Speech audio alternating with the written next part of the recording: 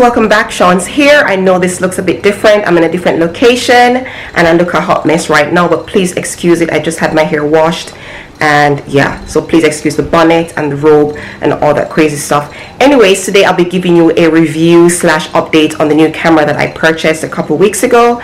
I did an unboxing of it. Of course, I'm going to leave the link somewhere on the screen here so you guys can watch it, but today I want to come back and give you like an update slash review of, you know, the camera, if it's worth getting and all that good stuff. So make sure you keep on watching and don't forget to subscribe, comment and thumbs up this video. Thank you so much and I hope you enjoy. Bye bye.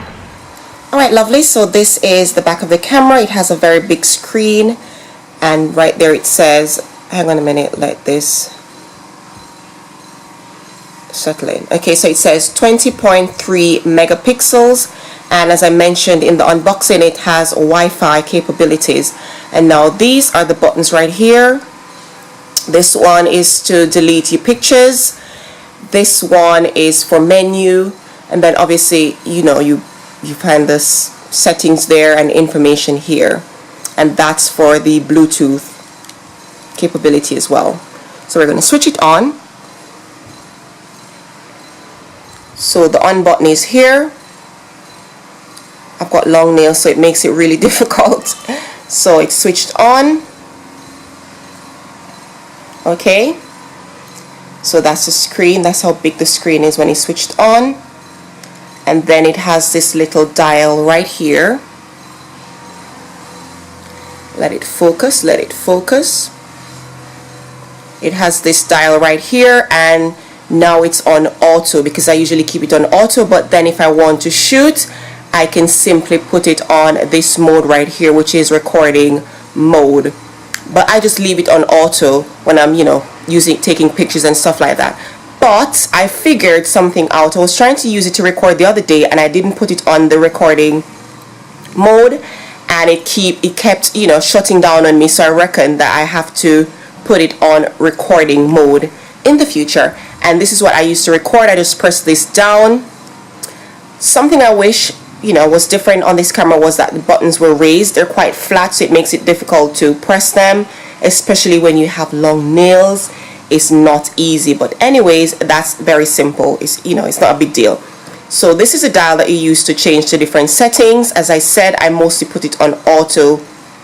I find it easier when you put it on auto, but for recording purposes, I would put it on the recording setting. And this, you see that? It just automatically goes into energy saving mode. And this right here is the zoom in and zoom out button.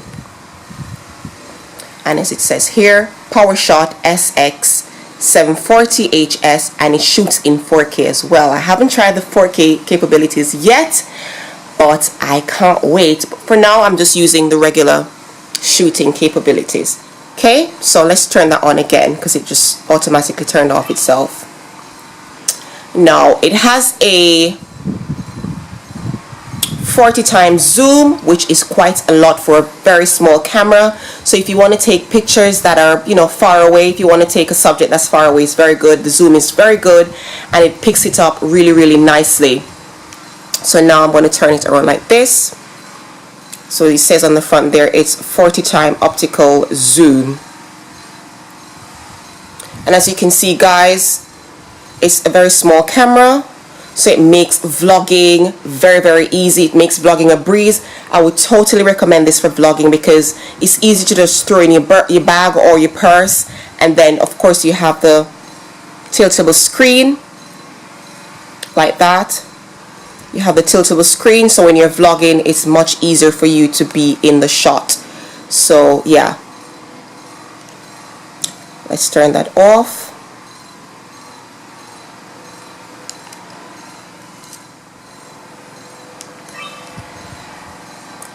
Alright guys, so I'm going to show you some of the features on this camera. It takes really high quality pictures. It's perfect for recording and it's very, very travel friendly as well. As I said, it's amazing for a vlogging camera, and of course I will highly recommend this if you're a vlogger and you're looking for a camera to take with you when you know, travel and stuff like that. I would say go for this camera. It's not hard to handle. you can download the manual from Canon site, and it comes with a small manual, but it doesn't tell you much. But if you want the real manual, the actual manual, then you can go on the Canon site and get it. However, if I just basically put it in auto mode because I find it easier to handle that way. Now we're going to take a picture, right? So we're going to take a picture. So that's the picture that I just took, and if I want to delete it, I'm just going to press this button right here, and it gives you the option cancel or erase, and you go on erase and you press the middle button and it's gone. So that's your delete button right there. And then you have the menu setting right here, so you can go in there and change up everything, change it how you want it, change the image quality, you can change the flash setting, the drive mode, and all that. Oh, the flash is on this side, so all you have to do is just do that and the flash pops up like that. So basically you just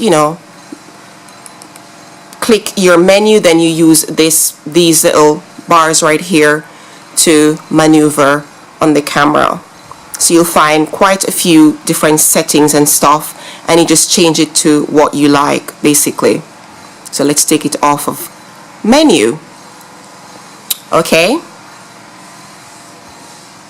One thing I noticed, guys, is that it didn't come with a USB card. So what I have to do is basically take out my memory card from here and put it in my computer and take off all the information, all the recording and pictures that I want. I don't know if I can buy a USB cable so I can attach it from right here to my computer. I don't know. But for the moment, I'm just taking out my memory card, which is right here, and then I put it in my computer and take off the recordings and pictures. So you have your little outlets here where you can put your cables and stuff, and then it comes with this little cord, so it makes it handy to put around your arm like that and take it around with you. Yeah, I'll be giving you more updates on this camera, but as of now, all I can say, it's a very nice and handy little camera. It's perfect for vlogging, it's perfect for taking pictures. Just put it in your pocket, put it in your bag, and you're good to go. But as of now, it's a really nice camera. I like the picture qualities, I like the video qualities, and I like the fact that it has a tiltable screen, so it makes it easier to take your selfies, and when you're vlogging and stuff, it makes it easy as well. And this is the part where you put your little tripod. Yeah. Alright guys, so that's my quick little review / update on this camera. It's worth getting if you are looking for a vlogging camera. Definitely looking to getting this one. I really love it so far. I can't wait to keep using it. It takes fabulous pictures and fabulous videos, and of course that's what I've been looking for in a camera. It suits me, it suits my lifestyle, and I love it. So go ahead and check it out on Canon or wherever else you can get this camera.